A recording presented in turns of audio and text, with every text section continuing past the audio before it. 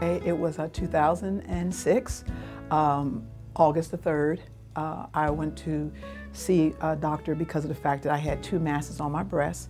I thought it was just going to be probably fibrocystic breasts that I've had before in the past. Never expected to hear the word cancer. He said stage 2B, moving to stage 3. Invasive ductal carcinoma is what they identified it as. It was going to require immediate surgery, pulling up my lymph node to see if it had gone to my lymph system. Then when he started talking to me, he just said, "You have cancer." Of course, that was over my head. I had not received it yet. And then he started talking about my doctor that he was going to have to do major surgery, pull the lymph nodes, see if there's any cancer in the node. And then he said, and also we'd have to check your bones. We got a bone scan scheduled for you the next morning because the possibility has already gotten into your bones. And then he said, so major surgery, 6 weeks chemo, 6 months chemo, 6 weeks radiation, 3 to 5 years hormone treatment. I sat there for a few minutes, myself and my husband, and I couldn't believe what I was hearing. Still had not received it. I just remember closing my eyes and just saying, Lord, you know, just please be with me.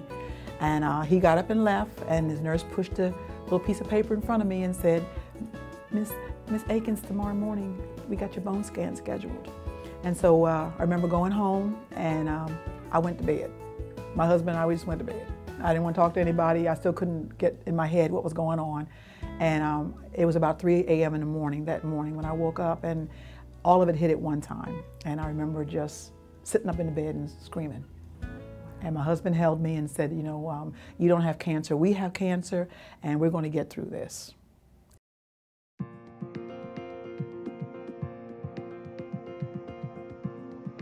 As soon as I found out that I had cancer, I'm really the kind of person that likes to get information. And so I called the American Cancer Society, the 1-800 number, and then they referred me to right here in my own hometown. The Cancer Society was right here. And I filled out information on the web, and I talked to someone on the phone, and they talked about the program called Reach to Recovery. And when I heard about the program, they said that we will match you up with someone that's around the same age you are, that has the exact same cancer that you've had, and they're a survivor. And we will make the appointment, and as soon as you have your surgery, we'll match you up and you'll get a chance to meet her.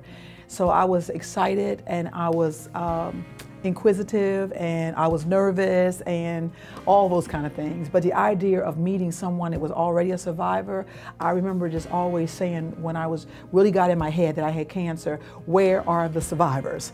And the Cancer Society had them all. They were there, all ages, all shapes, all sizes, ready to be matched up with somebody like myself at that particular time that was really kind of concerned about what was going to happen. And then I got there and met Reach to Recovery. I met my mentor, Shirley Robinson. And we started off talking to each other, and she just said, tell me your story. And I did, and then she told me her story. And she said she would be there for me, anything I needed, that the Cancer Society, she was ready for it.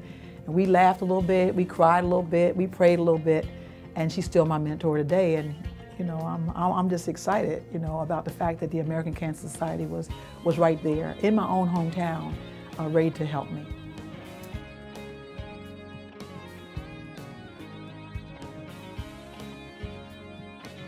Anything I can do to help the cause, to help find a cure for cancer, I'm willing to do that. I mean, I had mentors that were there for me, and they're still there. I have warriors and people who support me. And so I'm not a fundraiser as such, but I am a speaker, and anytime I get an opportunity to speak to cancer, speak about cancer, be a mentor for someone, especially for all the help that I've gotten for the American Cancer Society, I'm ready to do it. So every time Relay comes around, I am there. I've always said that I've learned that cancer does not know a stranger. And the minute you step on that field for Relay for Life, people just start hugging you and smiling at you, and they'll ask, how many years have you survived the cancer? And they'll begin telling their stories. And I said, of all the diseases that are out there, cancer is the only one that does not know a stranger. Everybody is somebody, or in your family, or somebody that's concerned about you. And that's what I love about Relay.